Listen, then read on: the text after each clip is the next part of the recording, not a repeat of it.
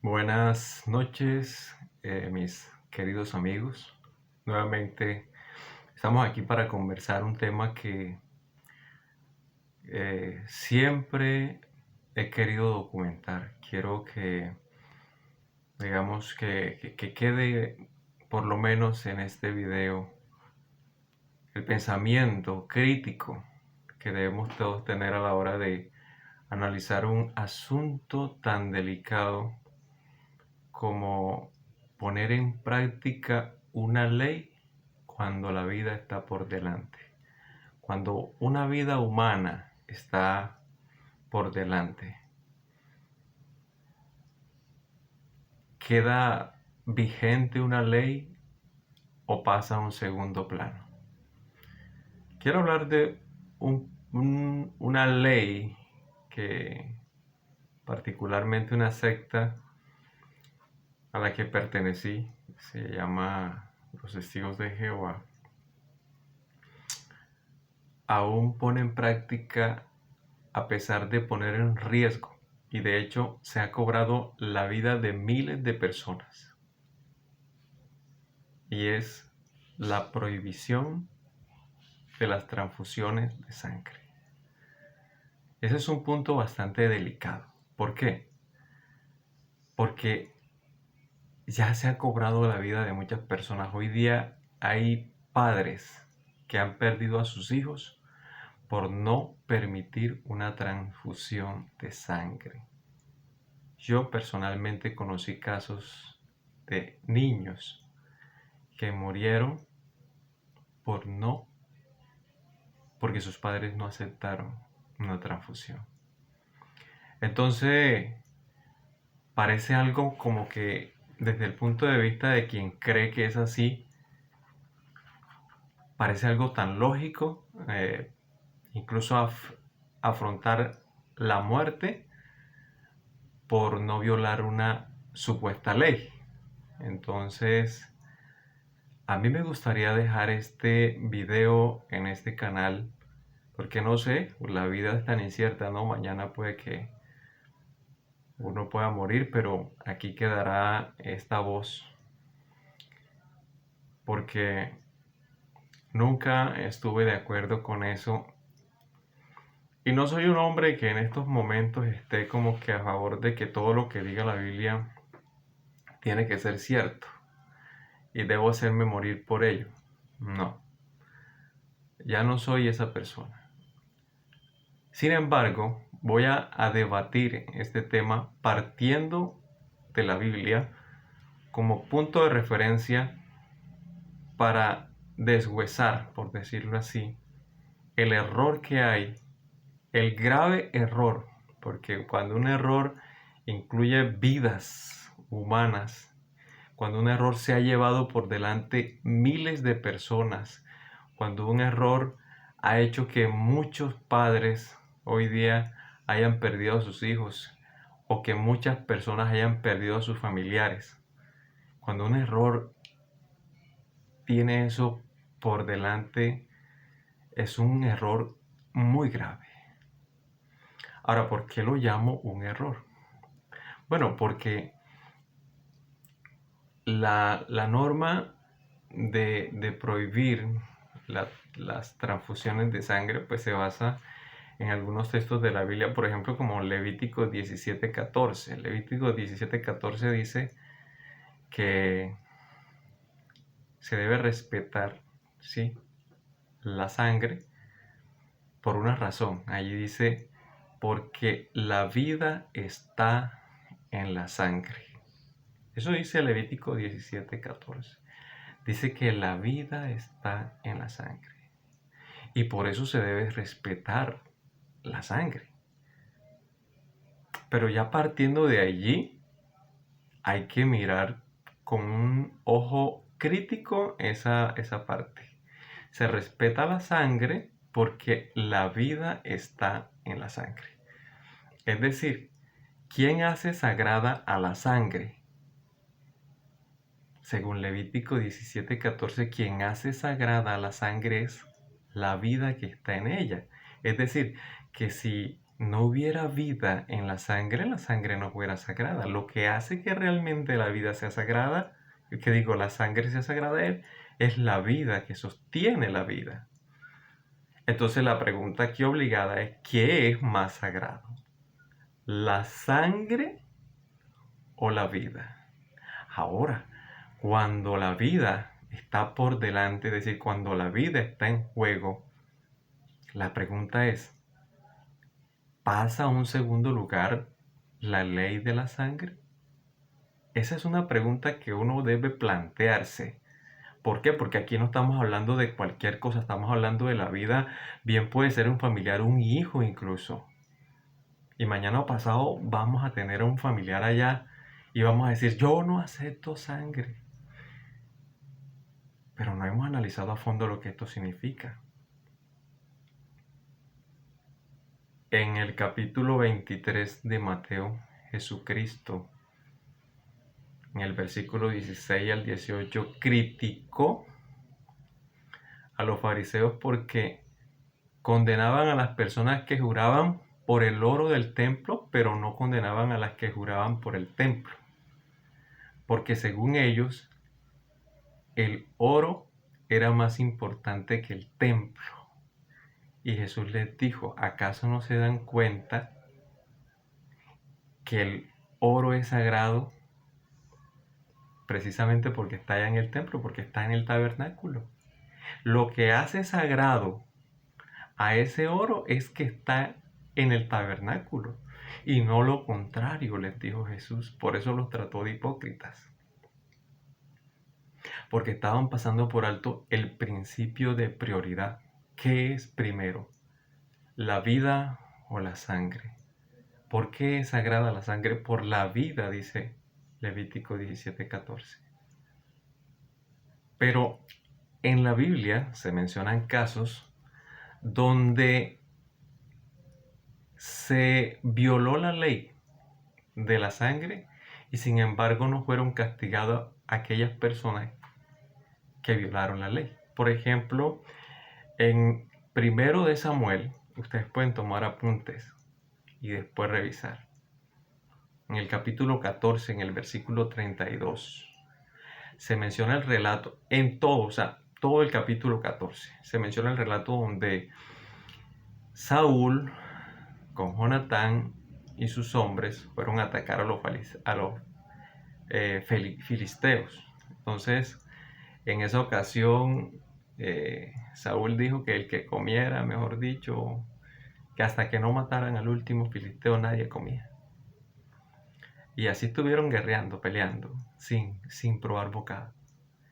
El relato muestra que los soldados de Saúl estaban desfallecidos. Y cuando llegaron al botín, cuando llegaron allá donde estaban los animales, estaban tan muertos de hambre, por decirlo así, que se abalanzaron encima de los animales y se comieron la carne con la sangre. Pero el relato, si usted lo lee completo, no muestra que en ningún momento se haya castigado con la muerte, como dice Levítico 17:14, que debería hacerse, a estos soldados. ¿Por qué? ¿Por qué es la pregunta? Bueno, porque Dios en esos momentos analiza de que una situación apremiante como es estar prácticamente al borde de la muerte por inanición está por encima de no comer sangre.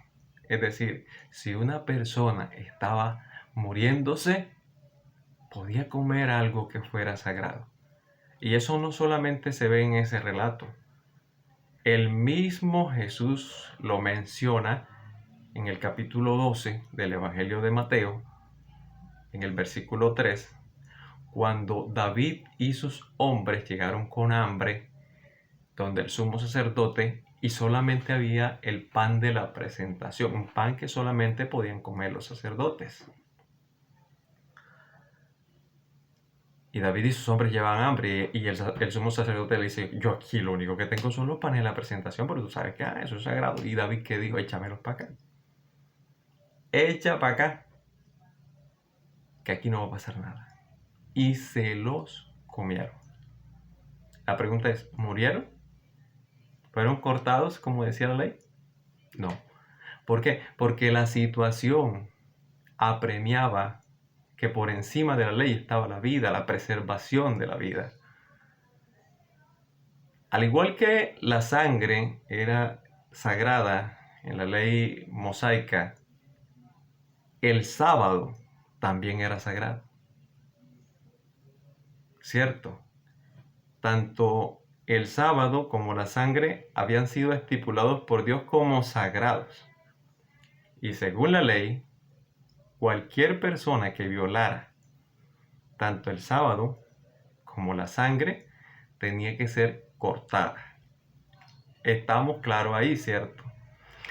La pregunta es, ¿qué enseñó Jesús que se tenía que hacer incluso si fuera sábado? En una ocasión cuando los fariseos lo cuestionaron porque curó a alguien en sábado, porque sus discípulos fueron y cogieron unas espigas en día de sábado y también porque curó a alguien en día sábado, Jesús les dijo, ¿quién de ustedes, si su toro, su hijo, en otro relato muestra si una oveja cae en un hueco, en un pozo en día de sábado, no va y la saca? Por ejemplo, un toro en un pozo, en un hueco, en día de sábado. Yo no sé si aquí de los que me están escuchando han trabajado en el campo, en fincas. Cuando un toro o una vaca se va a un pozo lleno de barro y no puede salir, el dueño de la finca, el dueño del animal tiene que llevar como mínimo 5 o 6 personas para empezar a tratar de amarrar con sogas y hacer armamentos encima de él para poder sacar al animal de allí, y eso a veces consume horas. Es un trabajo de finca. Jesús dijo, si eso llega a ocurrir en día sábado, usted tiene que coger y llevarse a toda su gente, a sus trabajadores y sacar ese animal el sábado, así sea sábado. Y sacarlo, así se suden ese día allí, sacando ese animal, pero ese animal no se puede quedar allí y morir simplemente por no violar la ley. Se viola la ley del sábado, se trabaja ese día y se saca ese animalito. Entonces, la pregunta aquí obligada, mi gente, es, por encima de la ley del sábado estaba la vida de un animal. La pregunta aquí es, ¿qué es más importante, la vida de un animal o la de una persona? Bueno, para un padre la vida de su hijo está por encima de la de un animal, ¿cierto? La pregunta obligada es, ¿qué se debe poner primero cuando una vida está por delante? Según este principio que el mismo Jesucristo habló. Oye, a veces decimos, yo quisiera que Jesús me explicara, pero si Jesús nos puso el ejemplo, la vida está por encima del cumplimiento de cualquier ley, por sagrada que sea, porque la vida es la esencia de la ley. La ley se hizo para proteger la vida y no la vida para proteger la ley. Perdemos la orientación de lo que realmente es lógico. Por eso tenemos que leer la Biblia con sentido crítico y con sentido común, sin dogmatismo ni fanatismo, para poder entender asuntos como estos. El sábado era sagrado. La única forma de violarlo era, sin que hubiera consecuencias, era si había una vida en juego. La sangre es sagrada, pero la única manera de violarla era si había una vida en juego. Así está escrito y no me lo estoy inventando. Por eso la pregunta aquí es, ¿cuán grave es el error que están cometiendo, en especial esta secta de la cual hablé? ¿Saben cuánta culpa de sangre hay? Es impresionante. Cuando yo me di cuenta de esto, yo dije, esto algún día tengo que denunciarlo. Y esto algún día tiene que salir a la luz. Porque en realidad por una mala interpretación de un texto bíblico que ni siquiera debería repercutir en la sociedad actual, porque fue un texto bíblico hecho en una ley para determinado pueblo por allá en Israel.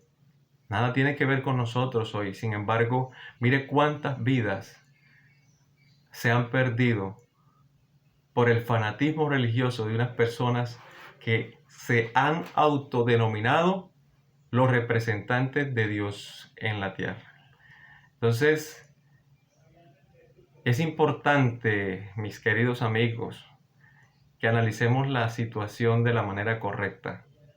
Por eso algunas personas me preguntan o se preguntan, bueno, mi nombre es José Daniel Fariño. José Daniel no volverá a esa secta, a esa supuesta religión. Después de haberme dado cuenta de todo esto, es imposible volver a pensar de la misma manera como pensé en algún tiempo, porque hoy día soy libre y mi libertad me ha permitido analizar todos estos asuntos con cordura de la manera como lo estoy analizando hoy día. Por eso tenemos que tener en cuenta que el mismo Jesucristo mencionó que la ley era importante llevarla a cabo. Por ejemplo, en el capítulo 23 de Mateo, él mencionó que los asuntos más importantes de la ley, los fariseos lo habían olvidado. ¿Y cuáles eran? Si usted busca el capítulo 23 de Mateo, el versículo 23, o sea, Mateo 23, 23, allí va a encontrar que los asuntos más importantes de la ley son la justicia, la misericordia y la fidelidad. Es decir, que una ley se debe ejercer con misericordia. Por eso David no fue castigado, porque comió el pan con hambre y no había más nada que comer. Usted, por ejemplo, puede dejar un pan en su casa y decir, estos panes que compré son para un negocio que tengo allá, que voy a hacer unos perros que voy a vender, que es un negocio de un pan para hacer hamburguesas. Usted puede decir en la casa eso y decir, estos panes no me los toca nadie. Y se va y regresa en la tarde y encuentra que los panes de hamburguesa que usted tenía para un negocio, alguien los probó, alguien los agarró. Y usted dice, bueno, pero la ley que yo coloqué aquí tiene que ejecutarse. Aquí debe haber un castigo. De repente uno de sus hijos le dice, papi, es que yo llegué del colegio y, y no había nada que comer en el momento y vi los panes y me comí uno. En esos momentos, la ley pasa en segundo plano. ¿Por qué? Porque aunque es una ley que usted dejó, que no se podían coger los panes, hay que ejercer una parte que es importante de la ley, la misericordia. Usted como padre sabe que si su hijo tenía hambre, bueno, había que ofrecerle algo de comer y no podía aguantar el hambre. Entonces imagínense todo el daño que se ha causado por no entender que cuando se trata de un asunto médico, de un asunto de vida o muerte, como es una transfusión de sangre, cuando el uso de la sangre es con un fin médico para salvar una vida, la ley desaparece, pasa a un segundo plano porque la ley es sagrada por la vida y si es para salvar una vida, la sangre entra en juego justamente para lo que se ha propuesto, que es salvar vidas. Entonces, ahí entendemos que el error es grande, el error es muy grande. Y bueno, algún día pues esto tiene que entenderse y pues castigar a los que tengan que ser castigados.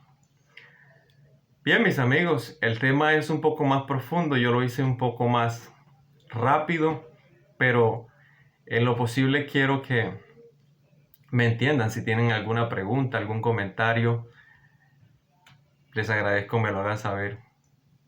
Estamos conversando, estas son conversaciones, análisis y espero les guste. Estamos viéndonos muy pronto. Vamos a seguir subiendo videos y vamos a seguir analizando detalles así, porque en realidad se necesita para seguir avanzando, no solamente ahora que hemos despertado de todo este engaño, sino para poder saber de que el paso que tomamos de salir de allí fue la mejor decisión que hemos tomado en la vida. Gracias a todos por su atención, que tengan un excelente día, noche, tarde. Bye bye.